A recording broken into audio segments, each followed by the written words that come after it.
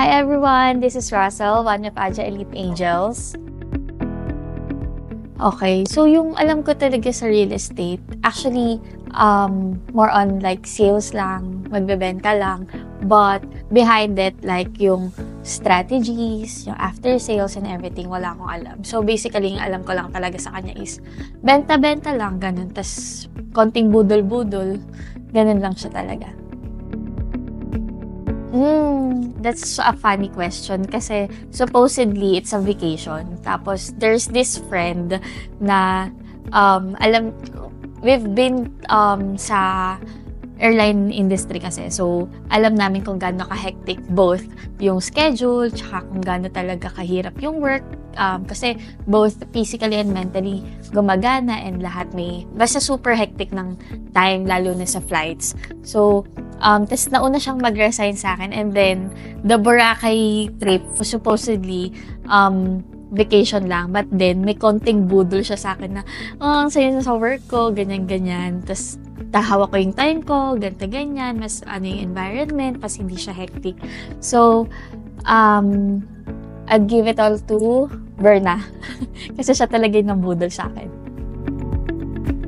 Siguro first sacrifice talaga na ginawa ko for this work is I had to immediately resign sa past work ko. I don't know kung test siya, but for me, siguro tama lang din na naging urgent siya lahat kasi mas napabilis yung pace ng life ko sa kung nasaan ako ngayon. And then, yung next na siguro sacrifice is sabi ko hawak yung time, but it's an anytime, anywhere work. So, siguro yun na yung pinaka-sacrifice when it comes to being a realtor.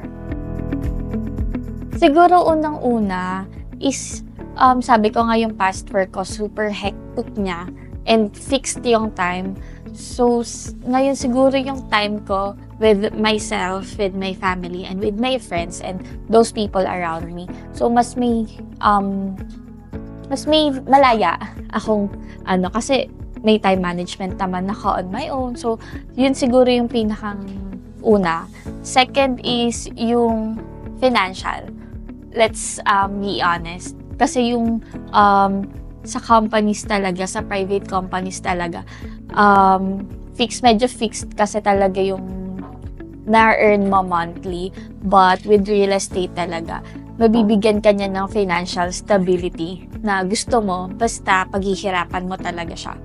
Yun. Tapos yung next is siguro, yun napaprovide ko sa family ko right now na kung nakakapag-provide ako before sa fixed na money na na-earn ko, mas nakakapag-provide ako ngayon because of real estate.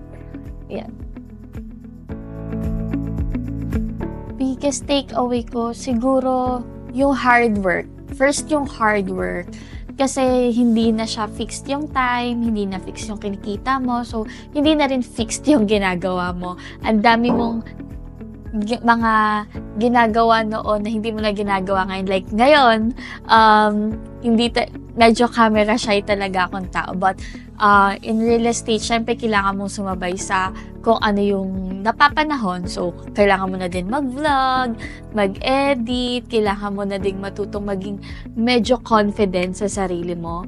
Tapos, siguro yung second ko is yung sense of communication, not just with sa workmates, but also especially sa clients na kailangan mag-meet kayo halfway talaga sa lahat ng bagay. And of course, kailangan yung communication mo with them will always be a positive communication.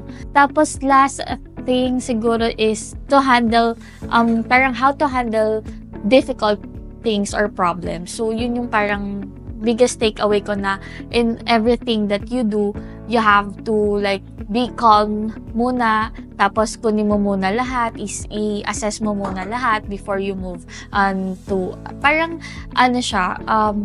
parang SWOT analysis yung gagawin mo. So, parang yun yung biggest na lagi kong dinadala sa sarili ko. Siguro, first is yung more sales. More sales. Second, siguro is investment in sariling business. Kasi I know for myself talaga na hindi siya laging forever. I mean, hindi forever kang realtor. But, I mean, hindi lang yun yung magiging focus mo. Kasi, on my own, gusto ko talaga ng meron akong sarili. Yun. Tapos, last thing siguro is, yung makontinue ko yung genuine happiness na meron ako ngayon and contentment. Ayun.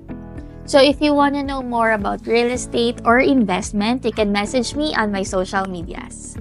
Thank you!